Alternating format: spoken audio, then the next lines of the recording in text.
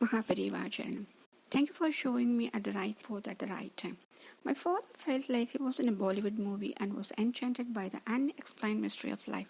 A few kind words and encouragement had changed a young girl's life. She clasped her hands together. We are so grateful to you, doctor. My daughter wanted to call you for the inauguration of the nursing home here, and we were very disappointed at not being able to reach you then. Time has passed, and now the nursing home is doing very well. My father wiped his moist eyes and looked around to see the name of the nursing home.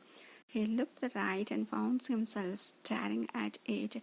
RH Diagnostic. The line of separation. During my trip to Pakistan, I was a part of a large group. Each person in the group was keen to visit one place or the other in the country. Some wanted to see Takshila, other Lahore, Islamabad, or Karachi. One day we were having a discussion about this, and everyone was voicing his or her opinion loudly. I noticed only Mrs. Rupa Kapoor was sitting quietly. She was a 75-year-old lady from Chennai. I did not speak much and was spoken to. So I asked if there was any place she wanted to visit. Without any hesitation, she said, I have to visit Pindi. Where is Pindi? Is it some small town or village? I don't think we will have the time to make detour like that from our packed itinerary. Rupa smiled at my ignorance and said, I mean Rawalpindi. It's called Pindi for short by those who stay here. I was intrigued. How do you know? Have you ever stayed there? I was born and brought up there, she replied. And slowly she told me the story of her life. She got stayed in the Rawalpindi till the age of 19 when she got married and settled down in Chennai. Now Chennai was her home and she could speak Tamil and make excellent Tamil dishes like puliyogre and rasam as well as any natural born Tamilan. But she had always yearned to come back and see her childhood home if she ever got the chance. Soon we reached Islamabad and I was surprised to find it surrounded by the mountains as cool as a hill station. Rupa saw my surprise and said, Islamabad is a new city. Rawalpindi is a sister city, but it is older. Islamabad was built after the partition with wide roads, shopping centers and rose garden. Pindi is only 20-odd kilometers away from Islamabad. By now, the soft-spoken, introverted Mrs. Kapoor had become quite garrulous. There was a spark in her eyes, and she spoke non-stop. Many of us wanted to see Islamabad first, but she insisted on going on to Rawalpindi. She needed a companion for the trip, and I volunteered to go with her. She was now quite excited and told me, I want to see the house I left 57 years ago. That's a good idea, I said. Then I remembered the lovely bouquet of flowers I had been presented on landing at Islamabad, which he was still carrying. I will present this to whoever is staying in your house now. She was touched. As the car left Islamabad airport behind, Mrs. Kapoor started pointing out the sights to me like a tour guide. She showed me an old building on the left side of the road in a crowded area and said that used to be an electrical goods manufacturing factory. It's one Kevalram Shahani was my father's friend. My friends and I would come to this house for Lakshmi Puja during Diwali. I told the driver to slow down a little so that she could cherish the journey. They passed Sada Bazaar and looking at an old building with many shops. She said, here is my father's cousin Ratan Shetty, owned a jewelry shop along with his partner Makbul Khan. It was known as Khan and Shetty. My wedding jewelry was made here. She continued pointing at various buildings, each holding some fond memory for her.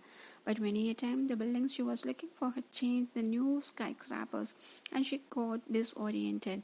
Suddenly the car stopped. A tire was punctured, and the driver said it would take him a while to fix it.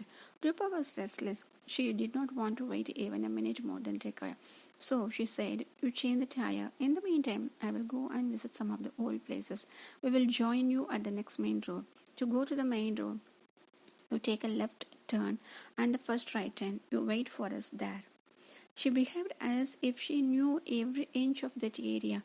I followed her quietly. We walked into a small lane. She explained, I have been here many times with my friends Fatima and Noor. This used to be known as the Tailor's Road. My neighbor Mahbub Khan's wife Mahrunisa Chachi was an expert in designing new embroidery patterns. We used to come and give the designs. Come, We will take a shortcut. That's where my uncle lived. By now, she was talking more to herself and making her way with ease through the narrow lanes. We went to the next road. There were old houses on the road, and she went into the first huge bungalow. She said, "This was my uncle Motiram Roy's house, and Motiram's Rai house, and the next house was that of Allah Baksh. They were great friends and loved each other. I still remember whenever Allah Baksh Chacha planted a tree in his house, my uncle would plant the same. This mango tree here was planted at the Basant Panchami day. There was so much of joy in both houses. My grandmother prepared kheer and sent me to Alabak's house with a jug full of it. While I was carrying the jug, I bumped into a young man and the hot kheer fell on his feet. I was so scared and embarrassed. Did you know him? Not then, but later I married him.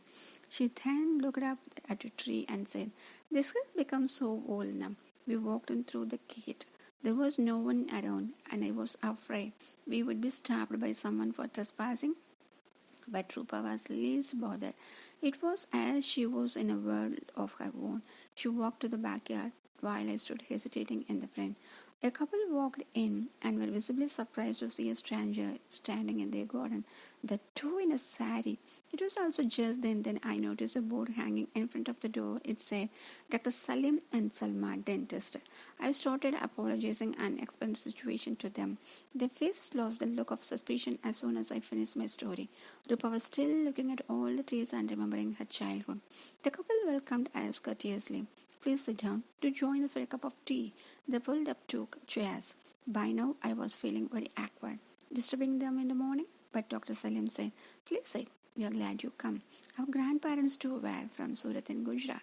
They emigrated to Pakistan and I was born and brought up here. My parents talk with great nostalgia about Surati Farsan, Parsi Danchak and Kakra. Just to make conversation, I said, "It must be difficult maintaining such a large bungalow now." Dr. Salim replied, "We moved to this house some years back. You see, this house happens to resemble the one my parents lived in Surat, and they made me promise that I would not break it and make apartments as long as I stayed here.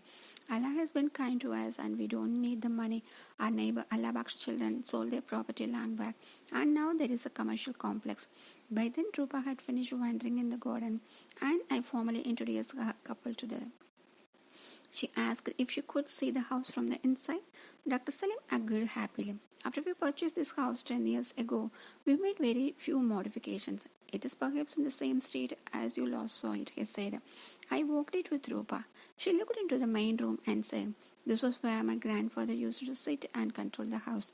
Then she pointed to a colored glass door and said Allah Bak's wife had painted it for them. That was a window through which she would send dry fruits to my aunt.